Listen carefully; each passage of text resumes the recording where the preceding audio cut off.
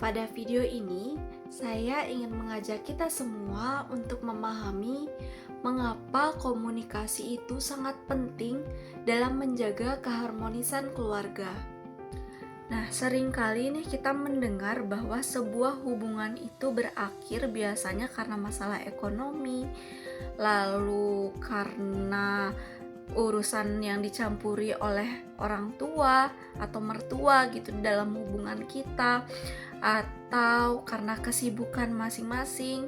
Padahal sebenarnya setelah kita telusuri lebih jauh, konflik itu biasanya terjadi karena perbedaan komunikasi. Ini hal yang sebenarnya terlihat sepele, tapi kalau pasangan satu sama lain itu tidak saling mengerti dan juga tidak bisa berkomunikasi tentang apa yang dia rasakan, nah itu bisa membuat munculnya perbedaan pendapat dan bisa membuat hubungan itu berakhir.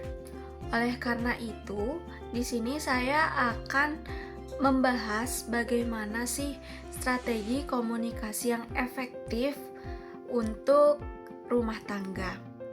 Oke, mari kita lanjut.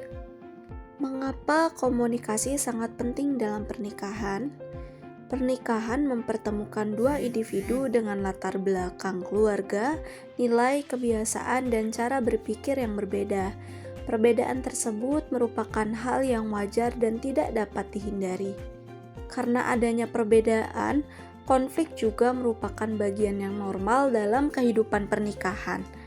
Yang menjadi penentu bukanlah ada atau tidaknya konflik, melainkan bagaimana pasangan mengelola konflik tersebut melalui komunikasi yang sehat. Komunikasi yang efektif ini membantu pasangan membangun kepercayaan, memahami kebutuhan satu sama lain, menyelesaikan masalah dengan cara yang sehat, serta menjaga kesehatan emosional. Sebaliknya, jika komunikasi yang kita lakukan buruk, itu dapat memicu kesalahpahaman, pertengkaran yang berulang, bahkan berujung pada keretakan hubungan. Salah satu tokoh penting dalam terapi keluarga adalah Virginia Satir. Menurut Satir, masalah dalam keluarga seringkali bukan hanya disebabkan oleh konflik itu sendiri, tetapi cara anggota keluarga berkomunikasi. Satir menjelaskan beberapa pola komunikasi yang sering muncul. Ada orang yang selalu mengalah demi menghindari konflik, ada yang cenderung menyalahkan pasangannya ketika terjadi masalah, ada pula yang terlalu mengandalkan logika sehingga mengabaikan perasaan pasangan. Sebagai orang memilih menghindari pembicaraan serius dengan mengalihkan topik. Menurut Satir, pola komunikasi yang paling sehat adalah congruent communication, yaitu komunikasi yang jujur, terbuka, selaras antara pikiran, perasaan, dan perilaku, serta tetap menghargai pasangan. Artinya, seseorang mampu mengatakan apa yang dirasakan tanpa menyerang ataupun merendahkan pasangannya. Psikolog John Gottman melakukan penelitian selama puluhan tahun terhadap pasangan suami istri. Dari penelitiannya, ia menemukan 4 pola komunikasi negatif yang dikenal sebagai The Four Horsemen. Pola pertama adalah kritisisme, yaitu mengkritik kepribadian pasangan, bukan perilakunya. Misalnya mengatakan, "Kamu memang pemalas." Kalimat seperti ini menyerang karakter seseorang sehingga lebih mudah memicu konflik. Pola kedua adalah contempt, yaitu menghina, mengejek, atau merendahkan pasangan. Menurut Gottman, pola ini merupakan prediktor terkuat yang dapat mengarah pada perceraian karena menghilangkan rasa saling menghormati. Pola ketiga adalah defensiveness, yaitu selalu membela diri dan sulit menerima masukan. Akibatnya, diskusi berubah menjadi ajang saling menyalahkan. Sedangkan pola keempat adalah stonewalling, yaitu memilih diam atau menghindari pembicaraan ketika konflik terjadi.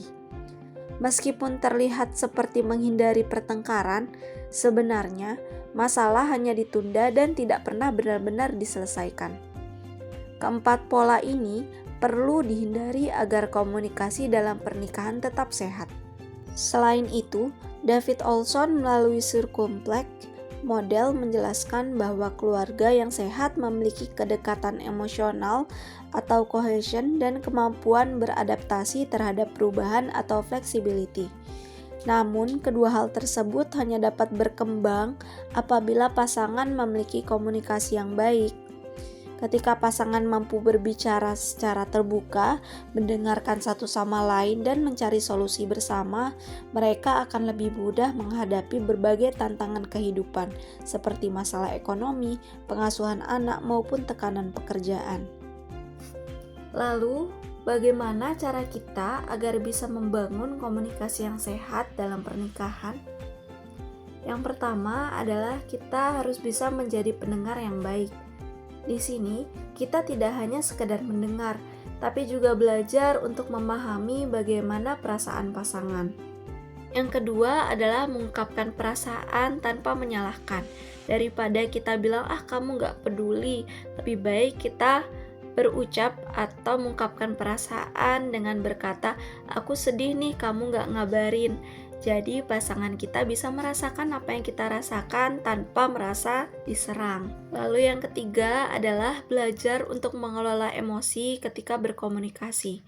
Sebelum kita berkomunikasi dengan pasangan, apalagi jika ada masalah atau konflik, sebaiknya kita menenangkan diri terlebih dahulu. Karena jika kita masih emosi, biasanya kita akan mengeluarkan kata-kata yang akan kita sesali, sehingga menyakiti perasaan pasangan. Kalau misalnya kita menenangkan diri terlebih dahulu baru mengungkapkan apa yang kita rasakan, biasanya pasangan kita akan merasa lebih diterima.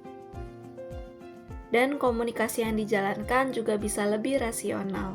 Yang keempat, kita harus belajar untuk mencari solusi ketika ada konflik atau masalah, bukannya mencari siapa yang salah, karena dalam pernikahan ketika ada konflik, kita harus belajar untuk memperbaikinya bersama, bukan saling menyalahkan.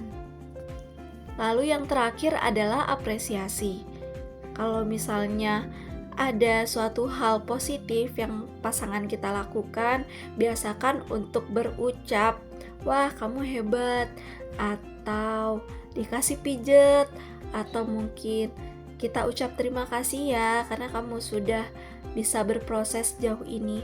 Karena jika kita mengapresiasi pasangan, biasanya itu akan memperkuat hubungan. Melalui video ini, saya ingin mengajak kita semua untuk mulai membangun budaya komunikasi yang sehat, baik bagi yang sudah menikah maupun yang sedang mempersiapkan pernikahan. Karena hubungan yang harmonis bukanlah hubungan yang tidak pernah bertengkar, tetapi hubungan yang mampu menyelesaikan konflik dengan cara yang sehat dan saling menghormati. Komunikasi bukan hanya tentang berbicara, tetapi juga tentang mendengarkan, memahami, menghargai, dan bertumbuh bersama.